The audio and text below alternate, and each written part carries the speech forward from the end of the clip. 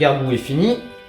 Donc comme je t'ai dit, il est préférable et même conseillé de tout nettoyer avant. Donc maintenant là j'ai poncé, il ne va surtout pas falloir que je refasse de rayures ici. De toute façon je vais refaire un petit 800 à l'eau là pour les finitions, parce que tu vois on voit quand même quelques rayures. Donc ça va passer à l'après. Là tu vois, là c'est plus fin.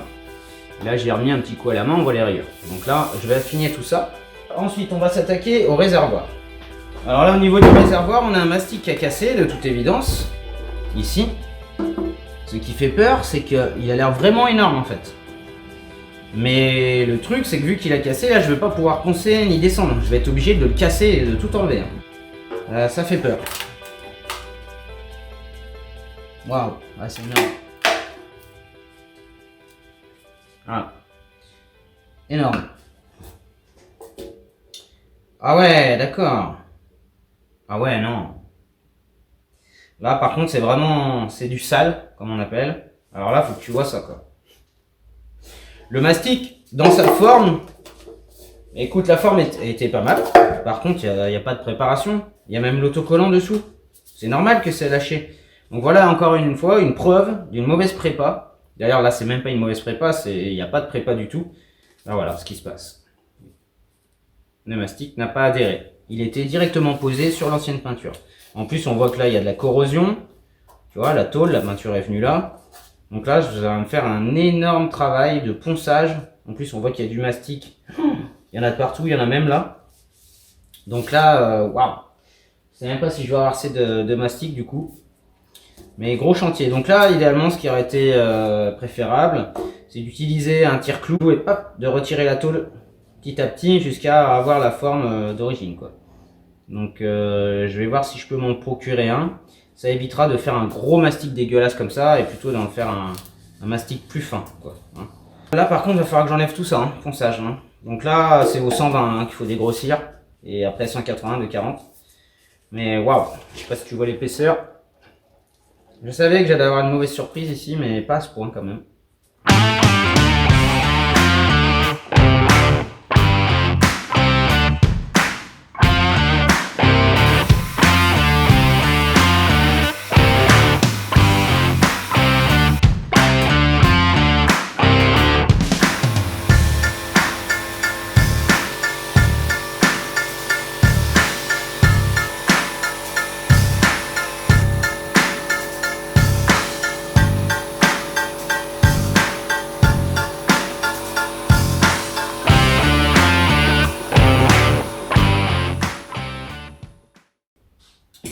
On se retrouve le lendemain matin, voilà.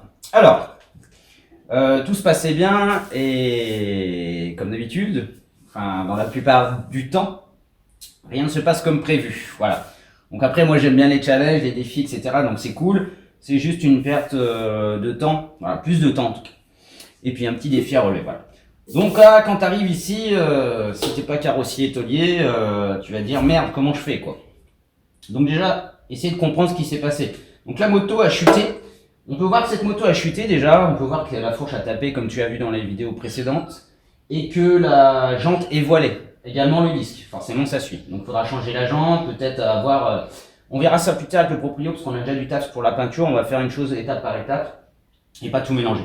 En tout cas elle a eu un choc. Donc ce qui est bizarre c'est que le choc est opposé au choc de la fourche. Du bâton de fourche là. Mais bon, après, la moto a pu tomber, etc. Donc, c'est peut-être pas son réservoir d'origine, je sais pas. Ce qui s'est passé, donc, ici, on peut voir, là, tu vois, ces petits coups-là, ça a été redressé au marteau. Donc, pas de souci, et ça a été bien fait, à part qu'on a un point haut ici. Donc, pareil, si tu veux toucher, avoir la sensation, les doigts joints, la main bien à plat, une légère pression, et voilà. Et sur le bout des doigts, tu finis par ressentir. Ici, on a un point haut. Donc, ici, il aurait fallu le redescendre déjà. Mais là, on voit, donc, ça a été tapé, redressé, puisque... Une fois qu'on rentre la tôle ici, et ben forcément ça remonte à des endroits. Donc ça a tapé là et ça a remonté ici. Donc là il a frappé. Voilà. Ici, non il n'a pas fait. Par contre ce qui est bizarre, c'est qu'étonnamment ça a bien été poncé, la forme a bien été faite. Donc il y a quand même une certaine maîtrise du ponçage du mastic. Ça a été appliqué plus ou moins correctement. Mais par contre il n'y a pas eu de préparation dessous. La peinture elle n'a pas été poncée. Et l'autocollant non plus, et le mastic a été appliqué comme ça, alors qu'on a pris le temps de redresser, de bien poncer le mastic, limite on a affaire à un carrossier. mais mis directement sur le truc, j'ai pas tout compris. Bon, c'est pas grave. Donc en tout cas, quand on pose des mastiques comme ça avec des gros défauts, déjà on essaye de mettre la tôle le plus à nu possible pour pas avoir des... Par exemple là j'ai décalé vraiment le plus loin possible, j'ai pas envie que mon mastic vienne sur la peinture au risque d'avoir du détourage. Le détourage donc c'est une démarcation sur le contour du mastic et qui risque de faire des réactions comme de la frisure etc. plus tard. Donc faut bien décaper la pièce. Donc là je vais enlever bien entendu toute cette zone.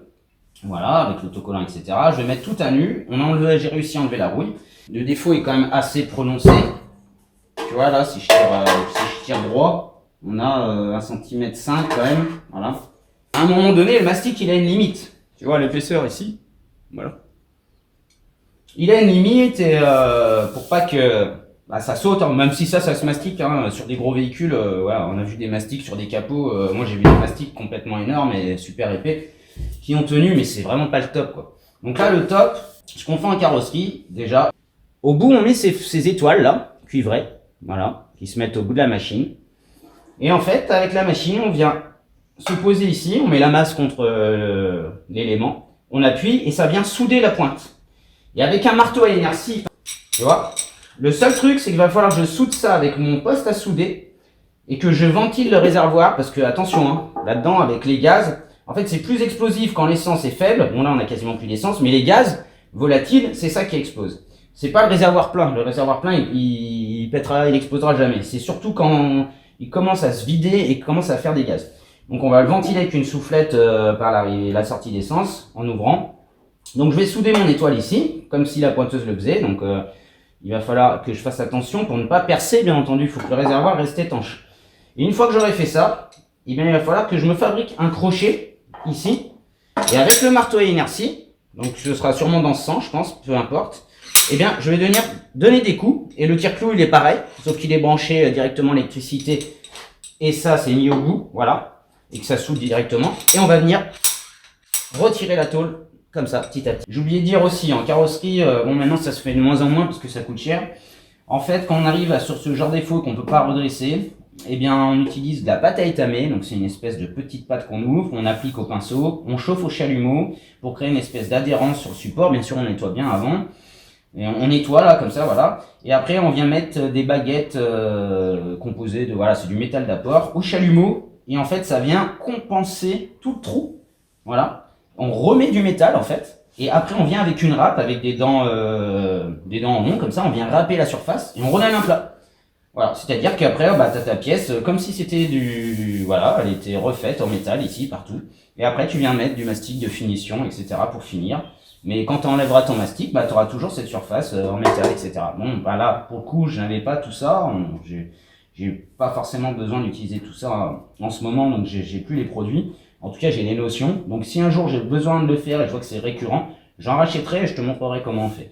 Bon, je pense que je t'ai un peu expliqué toutes les étapes de la tôlerie sur ce niveau-là. Je vais quand même démonter, ouvrir la trappe du réservoir et voir si je peux quand même passer à l'intérieur, me fabriquer quelque chose. Peu importe si je fais les bosses, c'est pas grave. L'essentiel, c'est de redresser et que je mette le moins de mastic possible.